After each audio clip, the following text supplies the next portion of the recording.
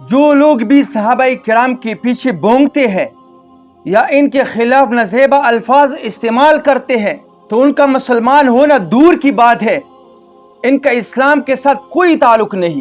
مسلمانوں کا یہ عقیدہ ہے کہ جو صحابہ کرام کی توہین کرتے ہیں، خاص کر حضرت ابوبکر صدیق رضی اللہ عنہ، حضرت عمر رضی اللہ تعالیٰ عنہ، حضرت عثمان رضی اللہ تعالیٰ عنہ، حضرت علی رضی اللہ تعالیٰ عنہ، ان کے خلاف نازیبا الفاظ استعمال کرتے ہیں، ان کی توہین کرتے ہیں، یا ام المؤمنین حضرت عائشہ صدیقہ رضی اللہ تعالیٰ عنہا کی توہین کرتے ہیں، وہ مسلمان نہیں۔ جو مسلمان ہوتے ہیں وہ صحابہ کرام کی توہین نہیں کرتے، وہ صحابہ کرام کو اور اہل بیت کو اپنا مقتدا اور رہنما مانتے ہیں۔ ہماری شکوہ اور گلہ عام مسلمانوں سے ہے کہ جب تمہاری پارٹی یا تنظیم یا شورا کے امیر کے خلاف، مشر کے خلاف، قائد کے خلاف کوئی نازیبا الفاظ استعمال کرتے ہیں تو تم آسمان سر پر اٹھاتے ہو اور تم کہتے ہو کہ یہ ہمارا ریڈ لائن ہے، ان کو نہ چھیڑو۔ اور صحابہ کرام کے خلاف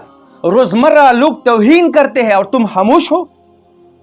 کیا صحابہ کرام تمہارے لیے ریڈ لائن نہیں؟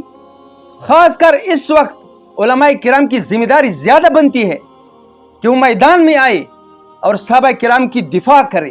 اے علماء کرام، تمہارے پاس جو دین ہے، اسلام ہے، جس پہ تم فخر کرتے ہو، اس کو صحابہ کراموں نے تمہیں پہنچایا ہے۔ جب صحابہ کرام کو درمیان سے نکال دیا جائے تو دین نہیں رہے گا، تو تم پر اول درجے میں صحابہ کرام کی دفاع کرنا فرض ہے۔ رسول اللہ نے تو یہاں تک فرمایا ہے کہ جب تم ایسے لوگوں کو دیکھو جو ہمارے صحابہ کو گالی دیتے رہے تو تم اتنا تو کہو کہ تم پر خدا کی لعنت ہو، فرشتوں کی لعنت ہو، تمام لوگوں کی لعنت ہو۔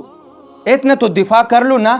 اور حکومت وقت سے بھی پرزور مطالبہ کرتے ہیں کہ جو لوگ صحابہ کرام کے خلاف یا اہل بیت کے خلاف بونگتے ہیں، ان کے خلاف نازیبا الفاظ استعمال کرتے ہیں، ان کو پکڑو، ان کو لگام دو، ان کا منہ بند کرو تاکہ دوسرے لوگ ایسی جرت نہ کرے اور لوگوں کے لیے عبرت کا نشان بنا دو۔